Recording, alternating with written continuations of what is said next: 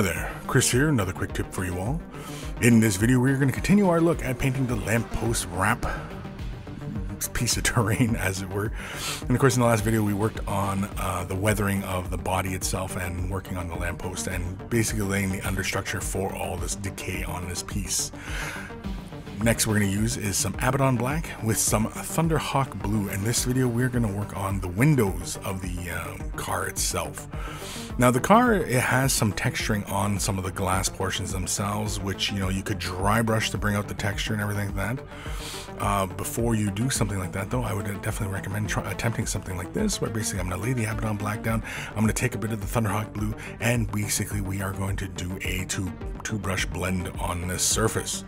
And again, you can see we're kind of doing this how we do gemstones, and when we're going for a transparent look on a surface, basically we create the deeper color at the uppermost portion and going with the brighter color at the lowermost portion.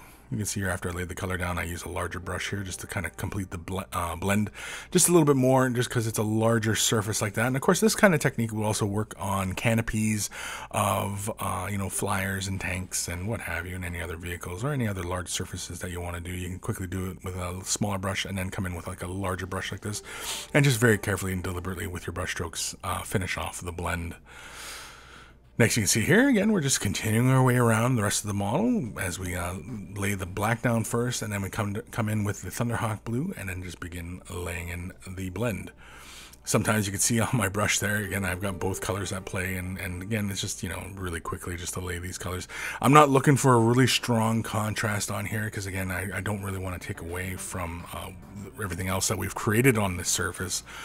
And, any kind of bright colors might just pull from the whole vibe of the piece, as it's quite dark. And again, this is intended to be a piece of terrain, and, we don't really want it to look like an active model on the tabletop. We want it to be kind of subdued and then background, and so we kind of go for those kind of things.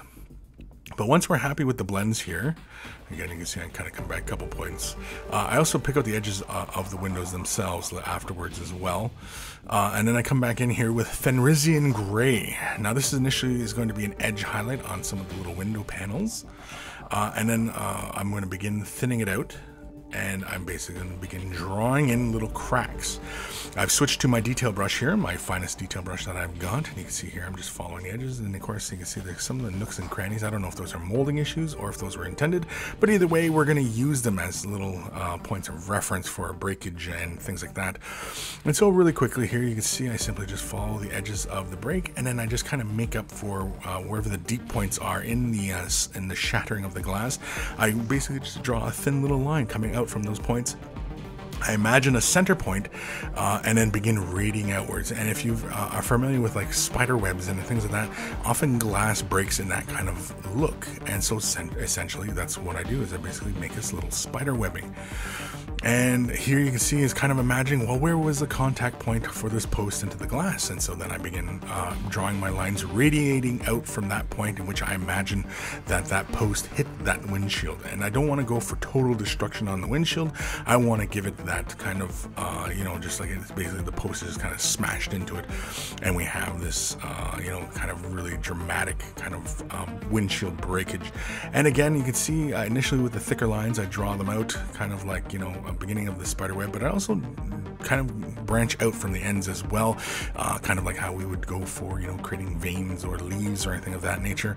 Again, I've got the color thinned out quite a bit so that it's easier flow, but it also allows that some lighter colors. And as you can see, as I draw my way around, you can see some points don't really aren't as visible as others, and that's okay, but as long as you keep your lines fairly thin, and you kind of have some lines disappearing and things like that. When you look at like broken glass, some of the lines, even though you might know that it goes all the way across the windshield, it might fade in and out, and so that gives that slight impression of that. And I think that kind of works to your advantage, as long as you don't apply too much pressure. And you can see with the brush, we're trying to keep our brush fairly perpendicular to the surface so that we can maintain a nice thin line as we work our way through.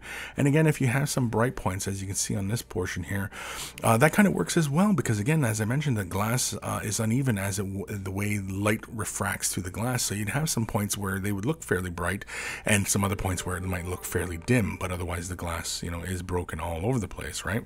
And again, it's really just kind of creating spider webs everywhere you go, and just imagining a point of contact and then just spider web out from that point. It initially might look a little cartoonish to you, but again, you know, at eye's distance, or you know, if you're doing this for the tabletop, it's going to work really well. It's going to add a lot of atmosphere, add a lot of detail. And again, as I mentioned earlier, the glass has a slight texturing on it, and I imagine that might be for some that might want to just dry brush it to emulate that broken glass look, or they might want to have that dusty, you know, grime on the windows kind of look. Oathran Gray is next, and this is thinned out a little bit, and this is basically going to be a little highlight just for some corners of the glass here and there. And also it's going to basically, I'm going to highlight just some of the length of some of the lines, as well as like the little points of intersection. And that's, again, just to help create that illusion of, you know, the way the light plays through the glass, and where you have varying intensities of reflectiveness and brightness. And as you can see here, again, you know, I'm just, you know, following along, going with the intersections and lengthwise, and just, you know, being somewhat random about it. You can probably concentrate more of the brighter color at towards the point of impact, because again, that's where you probably have more instances of shattering and such. But of course, you know, you really don't want to overdo it. If you want to go for this kind of look, you're better off not going for a really kind of realistic approach to it. You're better off going for more of a stylized approach to the shattering. And so basically you're just looking for, you know, like little spider webs and, you know, things of that kind of nature. That's going to read better on the table, rather than trying to actually go for, you know, tiny little instances of shattering on the glass, which would be more realistic, but on the tabletop it might not read quite as well. But that is it. That's shattered glass for our terrain.